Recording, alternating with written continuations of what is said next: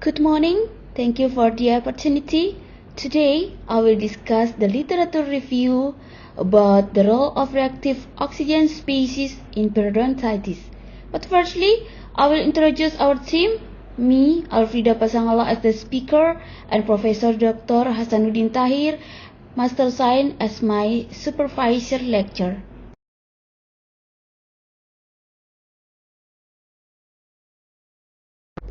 Introduction. Periodontal disease is a chronic disease that predominantly affects population worldwide. One of them is periodontitis, which affects 10 until 15% of the world population. Periodontitis is a chronic inflammatory disease characterized by gingival bleeding, periodontal pocket formation, connective tissue damage, and alveolar bone resorption, which can lead to tooth loss. Tissue damage in periodontitis is thought to be the result of an excessive inflammatory response to bacterial plaque, leading to the release of reactive oxygen species. Reactive oxygen species and free radicals. Free radicals are defined as species that are capable of living independently and containing one or more unpaired electrons. Free radicals are a highly reactive and diverse group of species, capable of extracting electrons and oxidizing various biomolecules essential for cell and tissue function. Reactive oxygen species is described as oxygen-free radicals and other non-radical oxygen derivatives involved in the production of oxygen radicals. Physiologically, reactive oxygen species is produced in the mitochondrial respiratory chain during cellular respiration and oxidative reaction.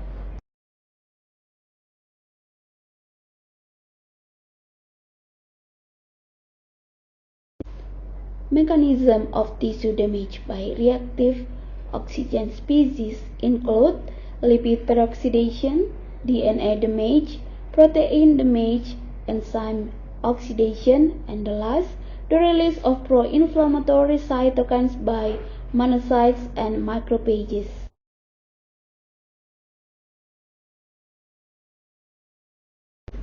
Body cells exposed to oxidant come from endogenous and exogenous sources. Exogenous sources can come from heat, trauma, ultrasound, UV rays, ozone, smoking, exhaust fumes, radiation, infection, excessive exercise, and therapeutic drugs. Endogenous sources can come from a product of metabolic process, the leak of electrons from the mitochondrial transport system to form superoxide, and the second comes from functional generation of host defense cell, phagocytes, and connective tissue cell, osteoclasts, and fibroblasts.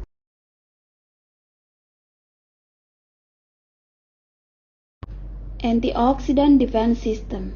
Antioxidants are defined as substances that are present at low concentration compared to the oxidable substrate, which significantly delay or inhibit the oxidation of the substrate. Reactive oxygen species and antioxidants are balanced in normal physiology. Oxidative stress is defined as a disruption of the pro-oxidant or antioxidant balance which supports pro-oxidants and has the potential to cause damage.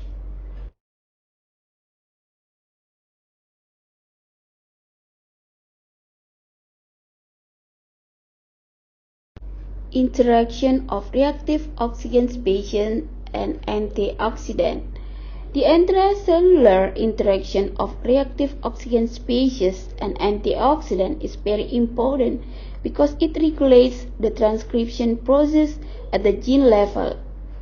Transcription factors such as nuclear factor kappa B and activating protein 1 sensitive to redox. Following pro-inflammatory induction, redox changes can activate this transcription factor causing tissue destruction. Tissue destruction can be intracellular and extracellular.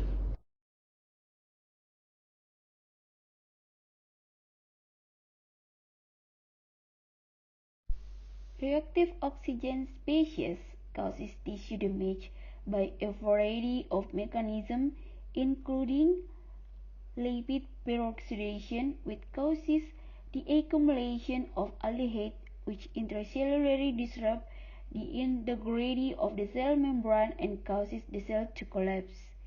DNA damage that can cause various mutations. Protein damage, protein fragmentation, polymerization reaction, and protease degradation of the modified protein.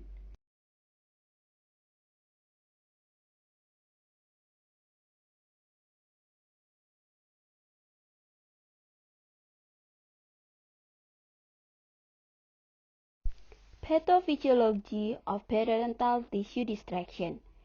Periodontal disease can be caused by an immune reaction between the pathogenic bacteria and the host. Lipopolysaccharide and DNA from these bacteria activate nuclear factor kappa B and activating protein 1 on gingival fibroblasts via CD14 and toll-like receptor 4 and produce inflammatory cytokines. Bacteria cell component and inflammatory cytokines lead to highly responsive collection and activation polymorphonuclear and accelerate increased production of reactive oxygen species. In addition, the activation of nuclear factor kappa B and activating protein 1 causes osteoclast activation and increased matrix metalloproteinase concentration, which is in turn result in tissue destruction. Periodontal tissue destruction causes overproduction of lipid peroxide, inflammatory mediators, and oxidized proteins. This product is turn activates macrophages, neutrophils, and fibroblasts, which can produce reactive oxygen species.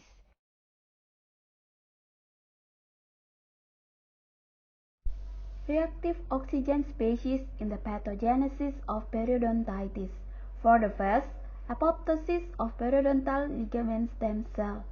Reactive oxygen species increases the expression of dynamin-related protein 1 as a primary regulator of mitochondria that can cause mitochondrial dysfunction, including abnormal mitochondrial membrane potential and reduced adenosine triphosphate level, leading to apoptosis of periodontal ligament stem cell.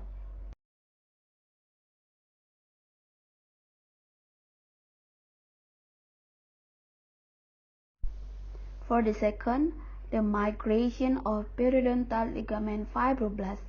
Leonadal demonstrated the lipopolysaccharide treatment of periodontal ligament fibroblasts can lead to overproduction of reactive oxygen species, triggering combined thioredoxin integrating protein and knot-like receptor protein 3 and inducing the formation of inflammatory NLRP3.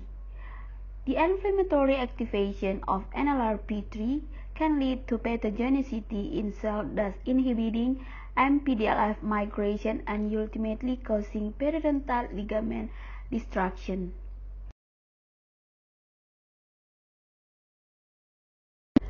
And the last, alveolar bone resorption. Osteogenic differentiation of human periodontal ligament stem cell causes disruption in periodontitis patients, which suggests that reactive oxygen species contributes to osteoclast activation and causes pathological bone destruction. Discussion. Periodontitis associated with hyperactivity of peripheral blood neutrophils, which are the main source of reactive oxygen species. Neutrophil hyperactivity can occur as a host immune reaction to inflammatory periodontitis and the presence of genetic factor.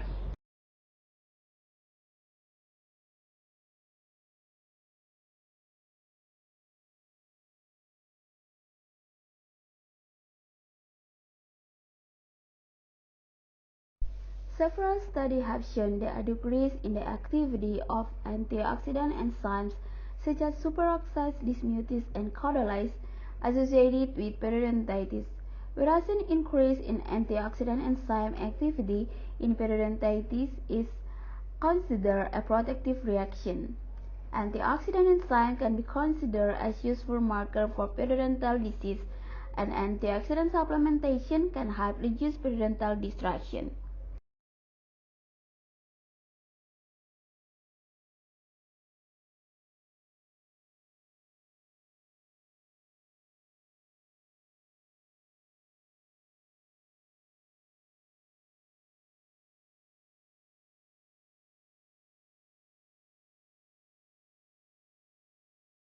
The imbalance between reactive oxygen species activity and antioxidant will cause oxidative stress. So oxidative stress can be said to have an important role in the pathology of periodontitis and damage to surrounding tissue.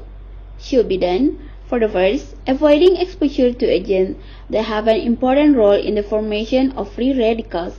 The second, consume nutrients that contain antioxidants to have high oxidative effect to the periodontal tissue.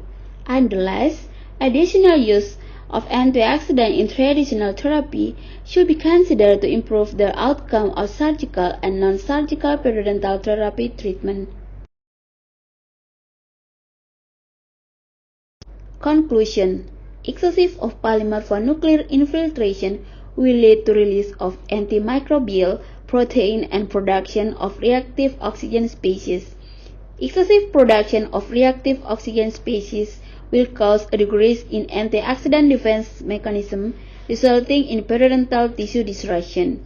Pathogenic mechanism in periodontitis due to overproduction of reactive oxygen species include apoptosis of periodontal ligament stem cell, migration of periodontal ligament fibroblasts, and resorption of alveolar bone.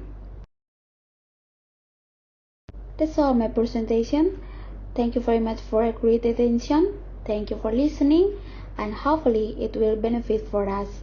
Good morning.